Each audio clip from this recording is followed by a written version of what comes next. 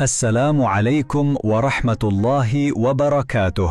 Lubabah bint Al-Harith.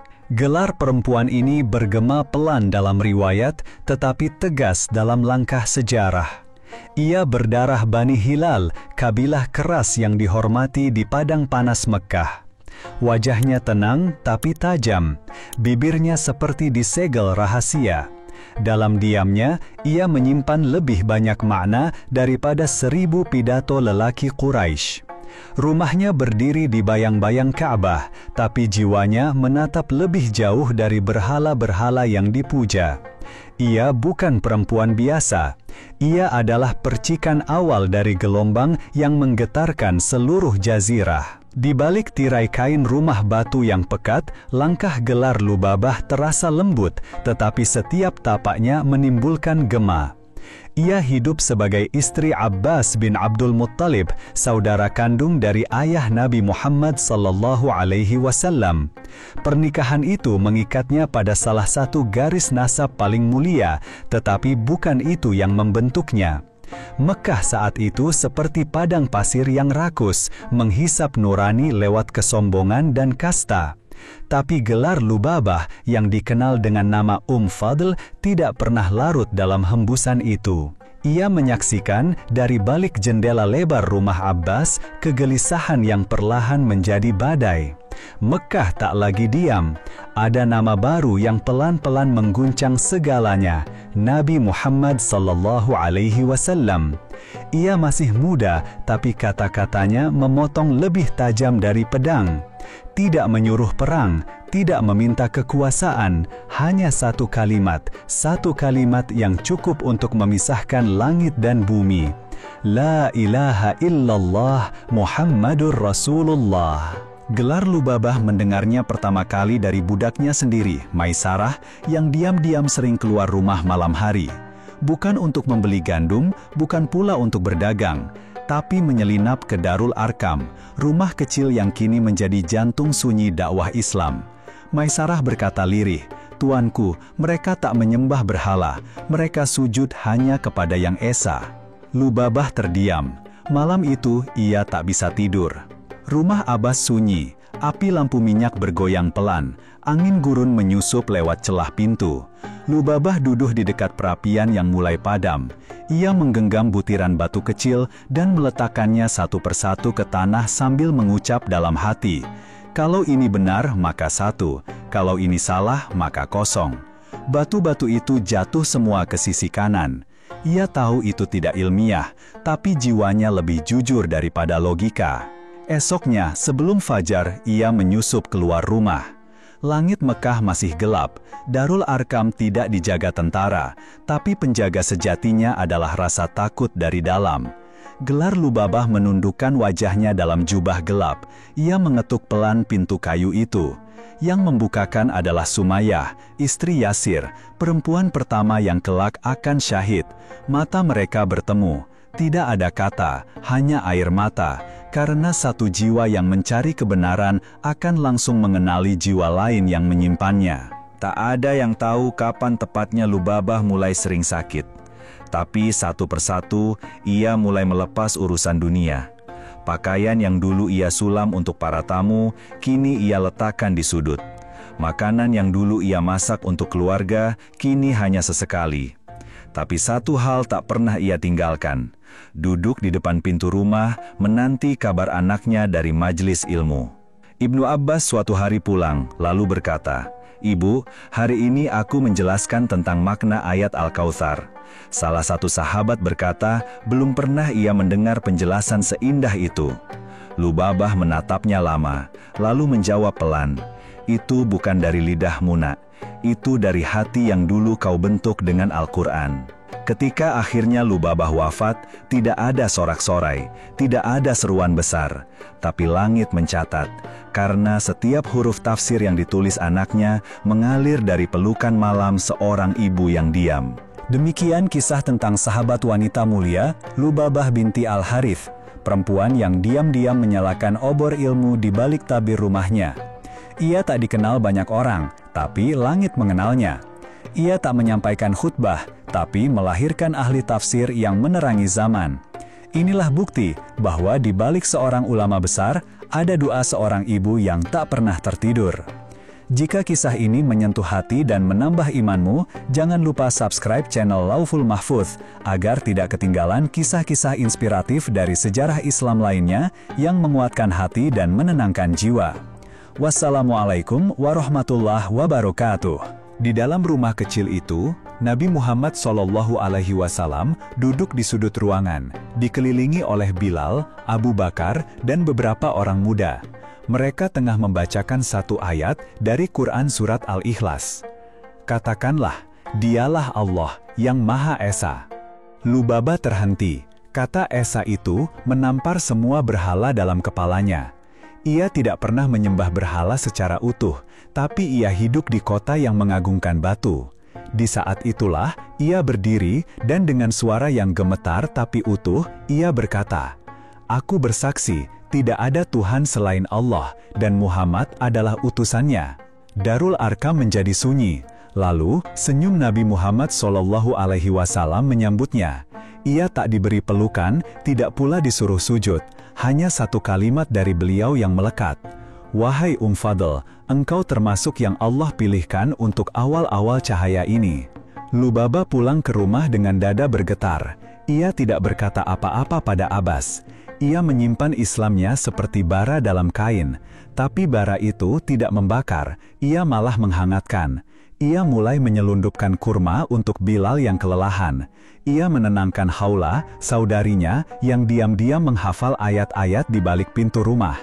Ia tidak berbicara banyak, tapi langkahnya membuat Quraisy gemetar. Hadis riwayat Al-Hakim menyebut, perempuan pertama yang masuk Islam setelah Khadijah adalah Lubabah.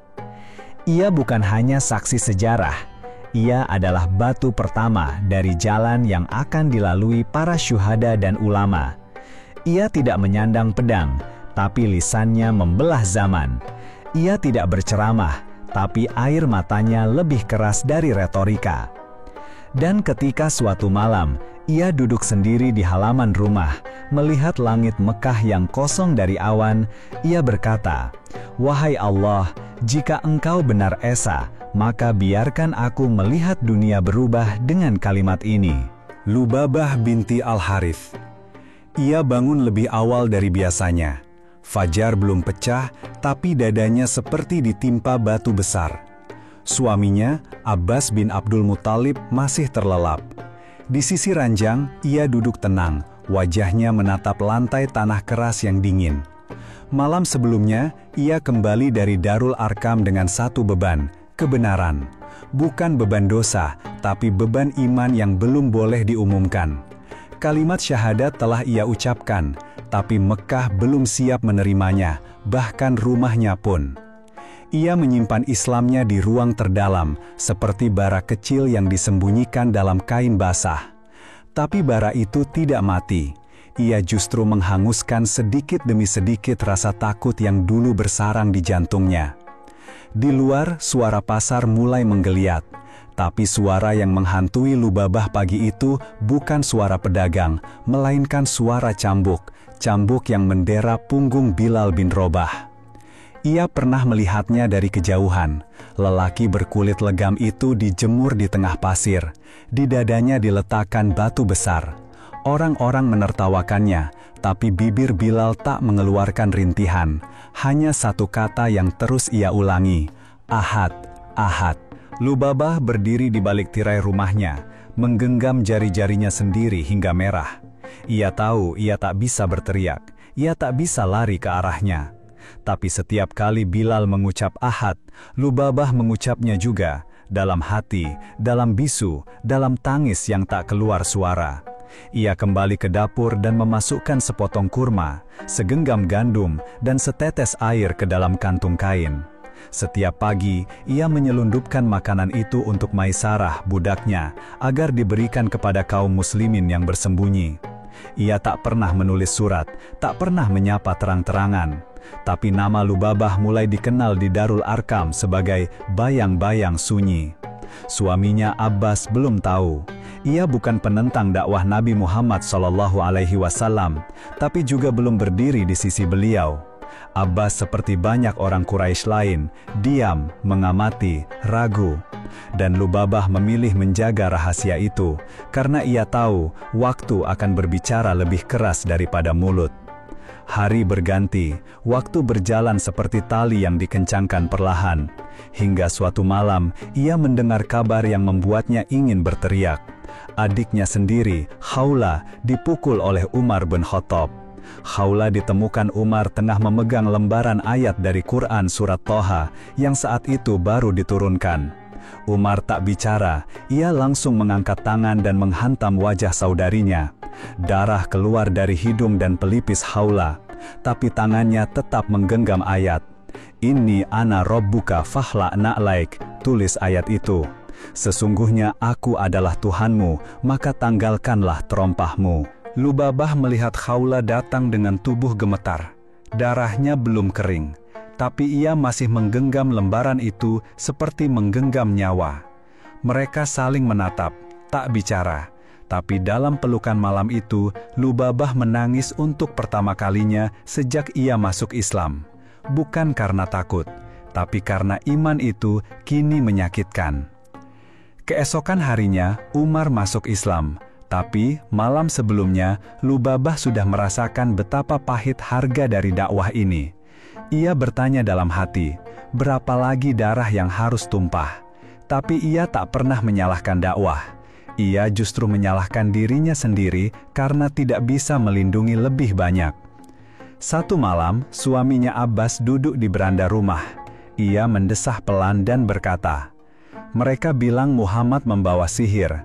Tapi aku lihat dia tak pernah marah, tak pernah mencela, hanya membaca sesuatu yang membuat orang menangis." Lubabah hanya tersenyum tipis. Dalam hati ia berkata, "Itu bukan sihir wahai Abbas, itu adalah wahyu." Tapi lidahnya tetap diam. Lubabah menjadi sosok yang membungkam segala emosi, kecuali cinta pada Allah dan Nabi-Nya. Ia tahu perang belum datang, tapi perang batin sudah lama berkecamuk. Ia menyaksikan Sumayyah, gelar sahabat wanita mulia, ditusuk tombak di depan anaknya sendiri. Ia tahu Yasir tak akan selamat, tapi ia juga tahu kematian mereka bukan akhir, itu awal. Dan Lubabah terus berjalan di jalan itu, diam-diam.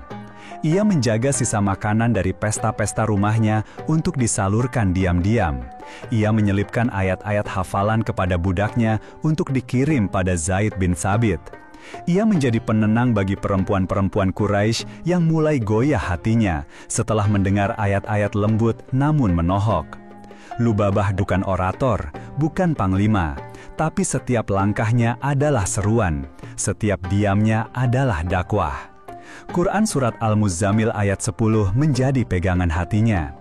Dan bersabarlah terhadap apa yang mereka katakan, dan jauhilah mereka dengan cara yang baik. Ia hidup di tengah hinaan, tapi tidak pernah membalasnya. Ia tinggal bersama orang-orang ragu, tapi tidak pernah menghakimi. Ia memeluk Islam dengan sepi, dan membesarkannya dengan air mata. Lubabah binti Al-Harith. Ia berdiri di ambang pintu rumahnya, menatap arah barat. Di kejauhan, barisan pasukan Quraisy berangkat dari Mekah menuju Badar. Di antara barisan itu, ia mengenali satu tubuh yang paling ia hafal. Tegak, bersorban coklat, mata tajam penuh ragu.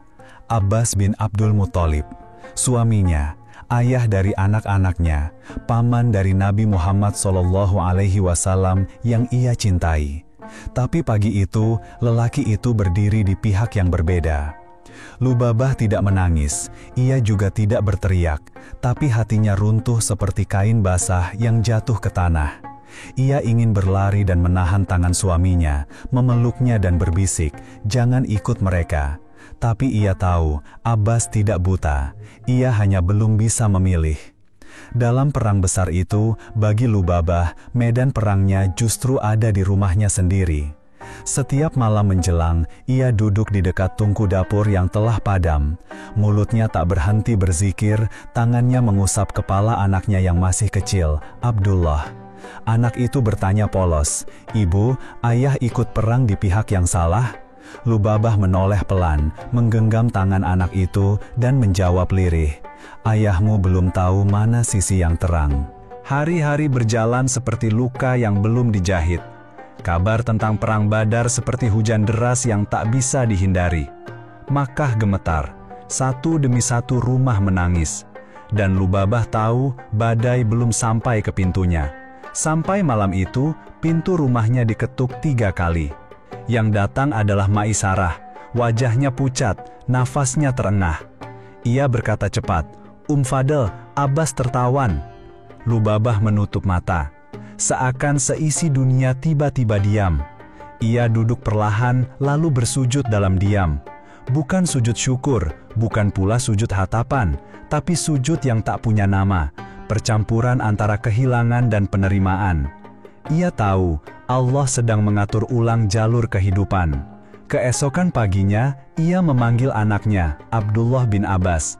Anak itu masih belia, tapi matanya telah melihat lebih banyak dari usianya.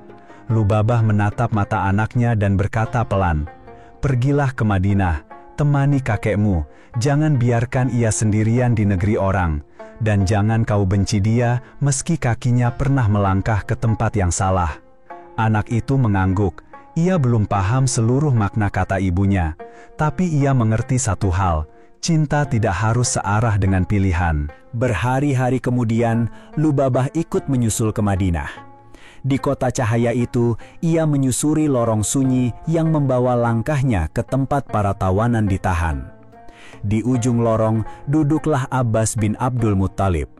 Tangannya terikat longgar, wajahnya teduh.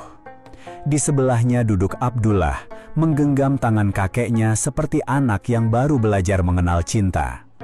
Ketika Lubabah masuk, tak ada satu kata pun yang diucapkan. Abbas menoleh pelan, mata mereka bertemu. Itu bukan pertemuan antara tawanan dan istri, itu pertemuan antara darah dan keyakinan. Lubabah tidak menangis, tapi tangannya bergetar saat mengambil tasbih yang selalu ia genggam. Ia memberikannya pada Abbas, tak berkata apapun, hanya meletakkannya di pangkuan lelaki itu. Lalu duduk di sudut ruangan, menunduk seperti baru saja kehilangan separuh hidupnya. Quran Surat Al-Mujadilah ayat 22 terengiang jelas di hatinya. Kamu tidak akan mendapati kaum yang beriman kepada Allah dan hari akhirat, mencintai orang-orang yang menentang Allah dan Rasul-Nya, sekalipun mereka itu bapak-bapak, atau anak-anak, atau saudara-saudara, ataupun keluarga mereka sendiri. Lubabah tahu ia tidak membenci Abbas, tapi ia juga tahu keimanannya tidak bisa tunduk pada ikatan darah. Ia mencintai Abbas, tapi ia mencintai Allah lebih dulu. Beberapa hari kemudian, Nabi Muhammad SAW datang menjenguk para tawanan. Ketika beliau melihat Abbas, beliau menunduk dan berkata pelan, "Engkau adalah saudaraku, tapi hatiku hanya tunduk pada kebenaran." Abbas tidak menjawab, tapi tangannya menggenggam tasbih itu lebih erat. Di hari terakhir pertemuan mereka, sebelum Abbas dibebaskan dengan tebusan, Lubabah duduk kembali di sampingnya. Ia mengikatkan tali sandal suaminya, lalu berbisik pelan, "Kau akan pulang ke Mekah, tapi hati ini tak akan pernah pulang ke masa lalu. Jika kelak kau memilih cahaya, rumah ini akan terbuka untukmu. Tapi kalau tidak, aku akan tetap di jalan ini meski sendirian." Abbas menatapnya, dan untuk pertama kalinya, ia tidak membantah. Lubabah meninggalkan ruangan itu tanpa menoleh. Tapi di luar pintu, ia berhenti, memegang dadanya yang berdegup kencang, dan berkata sendiri, "Inilah jihad perempuan, menahan air mata, menjaga iman." Lubabah binti Al-Harith. Tangannya gemetar saat mengangkat bayi itu dari pangkuan. Ia bukan bayi pertama yang pernah ia gendong, tapi tubuh mungil ini berbeda. Hangatnya seperti mentari pagi yang malu-malu. Detak jantungnya seirama dengan bumi. Dan tatkala ia membuka mata, seolah ada langit yang bergetar. Anak itu diberi nama Abdullah, anak dari Lubabah. Kelak ia akan dipanggil Ibnu Abbas, ulama besar, ahli tafsir, tinta abadi sejarah Islam. Tapi pagi itu, ia hanya bayi, merapat ke dada ibunya, membawa janji yang belum dikatakan. Lubabah menatap wajah anaknya dalam diam. Di matanya terpancar dua hal yang saling bertarung, harapan dan takut. Ia tahu dunia ini tak murah bagi anak-anak yang dilahirkan dari kalimat tauhid. Tapi ia juga tahu tak ada benteng yang lebih kuat daripada doa seorang ibu. Ia mendekat ke Nabi Muhammad SAW, lalu menyerahkan bayi itu dengan tangan yang masih lembab oleh air mata. Nabi tersenyum, lalu mengusap kepala anak itu dan berdoa dalam lirih. Ya Allah, ajarkanlah dia agamamu, berikanlah dia hikmah dalam memahami kitab-Mu. Lubabah menggigit bibirnya sendiri. Doa itu bukan biasa. Ia tahu anak ini baru saja ditarik oleh langit. Tahun-tahun berjalan. Abdullah tumbuh dalam pelukan para sahabat, belajar dari mata, dari kalimat, dari mimik wajah Rasulullah. Tapi bukan hanya itu yang diingat Lubabah dari kehidupannya. Hari itu, rumahnya menjadi tempat istimewa. Nabi Muhammad SAW datang dengan membawa bayi lain. Seorang cucu, kecil dan tenang, dibungkus dalam kain halus berwarna tanah. Husain, anak dari Fatimah dan Ali. Wajahnya bulat, pipi merah muda, dan mata yang, entah mengapa, terlihat seperti telah melihat terlalu banyak. Nabi duduk di sudut ruangan, memeluk Husain kecil ke dadanya. Lubabah berdiri di belakang tirai, memperhatikan. Ia tahu batas adab, tapi saat Nabi mencium dahi cucunya, suara tangis lirih tiba-tiba terdengar. Lubabah diam, tangisan itu bukan suara bayi. Itu suara Nabi Muhammad SAW. Pelan, dalam, seperti rintik yang jatuh di malam sepi. Ia keluar dari balik tirai, mendekat perlahan. Di matanya, Nabi meneteskan air mata ke pipi Husain kecil. Tak ada luka, tak ada berita buruk, tapi kesedihan itu nyata. Bahkan udara pun terasa dingin. Nabi menatap Lubabah, lalu berkata, "Wahai Fadl, malaikat Jibril baru saja datang. Ia memberitahuku bahwa cucuku ini akan dibunuh oleh umatku sendiri di tanah yang bernama Karbala." Lubabah mematung, tubuhnya menggigil, kakinya seperti tidak berpijak. Ia menunduk, lalu menatap Husain kecil yang kini tertidur di pelukan Nabi. Bibir mungilnya masih basah oleh air susu. Bagaimana mungkin anak ini akan dibunuh? Siapa yang sanggup menumpahkan darah selembut ini? Tapi Nabi tidak bergurau. Ia berkata lagi, Allah akan murka terhadap mereka yang menumpahkan darahnya, dan bumi akan bersaksi. Lubabah menutup wajahnya dengan kedua tangan. Ia menangis, tapi bukan tangis biasa. Itu tangis perempuan yang tahu bahwa hidup ini tak sekedar mengandung darah, tapi juga mengandung sejarah, dan sejarah kadang datang lewat luka. Ia memeluk Husain kecil dengan perlahan, menatapnya dalam, dan bersumpah dalam hati bahwa ia akan menjadi saksi bahwa seorang ibu bisa menyerap firasat Nabi bahkan lewat pandangan mata. Karena seorang perempuan yang dekat dengan kenabian tahu kapan langit sedang menangis. Beberapa hari setelah peristiwa itu, Lubabah duduk sendiri di halaman rumahnya. Abdullah kecil bermain pasir. Ia mengangkat wajahnya ke langit dan berkata pelan, "Ya Allah, jika Engkau titipkan anak ini untuk ilmu, maka jangan Engkau pisahkan dari orang-orang yang Engkau cintai." Dan Allah tidak memisahkan. Abdullah bin Abbas tumbuh menjadi penghafal Al-Quran, penafsir wahyu, penyampai hikmah. Dan semua itu dimulai dari pelukan seorang ibu yang tahu bahwa setiap anak adalah jembatan menuju rahmat atau azab. Lubabah binti Al-Harith. Di usianya yang menua, tubuhnya tak lagi setegap dulu, tapi matanya masih menyala seperti malam pertama ia mendengar kalimat syahadat. Ia duduk di sudut rumah kecilnya di Madinah, punggungnya bersandar ke dinding yang dingin, tangannya menggenggam tasbih kayu yang telah aus. Ia tidak pernah naik mimbar, tidak pernah berperang, tapi tiap kali seseorang menyebut nama Ibnu Abbas, jantungnya bergetar. Karena darahnya tidak hanya mengalir ke anak itu, tapi juga ke setiap ayat yang anak itu tafsirkan.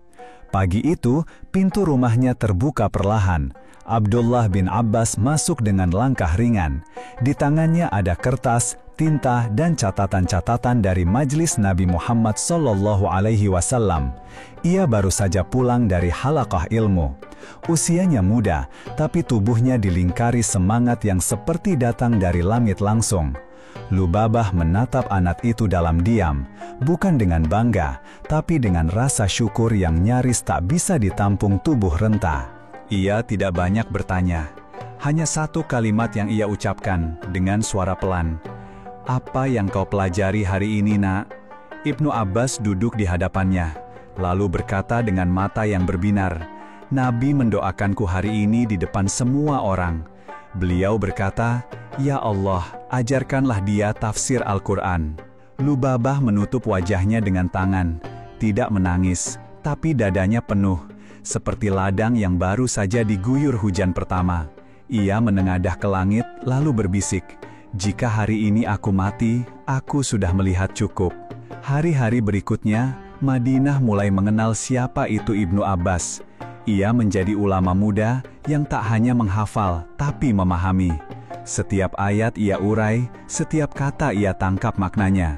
Ia duduk di barisan sahabat senior dan tidak satu pun menolaknya. Karena semua tahu, anak itu membawa doa Nabi. Tapi tak banyak yang tahu siapa yang membentuknya, siapa yang menjaganya dari kecil, siapa yang menanam benih zikir di telinganya. Bahkan sebelum ia bisa berbicara, Lubabah tetap diam. Ia tidak pernah berdiri di barisan depan. Ia tak ikut ketika orang-orang bersorak memuji ulama. Ia tetap di sudut rumah, menyulam pakaian, memasak gandum, menyapu lantai. Tapi tiap malam, saat semua tidur, ia bangun dan berdoa. Doanya panjang. Satu nama terus ia sebut, Abdullah, Abdullah, Abdullah. Ia tahu ilmunya akan menjadi cahaya, dan ia tahu ia hanya pelita kecil yang menjaga nyala itu sejak bayi. Quran Surat Maryam ayat 76 terus ia ulang. Dan orang-orang yang diberi ilmu akan ditambah oleh Allah petunjuk. Lubabah tidak belajar tafsir, tapi ia mencintai ilmu. Dan cinta itu memancar dari tangan dan matanya. Sampai orang-orang berkata di masa itu, "Jika kau ingin melihat perempuan yang dekat dengan langit, lihatlah Fadul."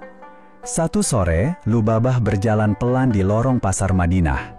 Di sudut masjid, ia melihat anaknya sedang dikelilingi para pemuda. Mereka mencatat, mereka bertanya, dan Ibnu Abbas menjawabnya dengan tenang. Bukan sombong, tapi seperti orang yang membawa titipan dari tempat yang sangat tinggi. Ia tidak mendekat, hanya berdiri di jauh, tersenyum lalu pulang.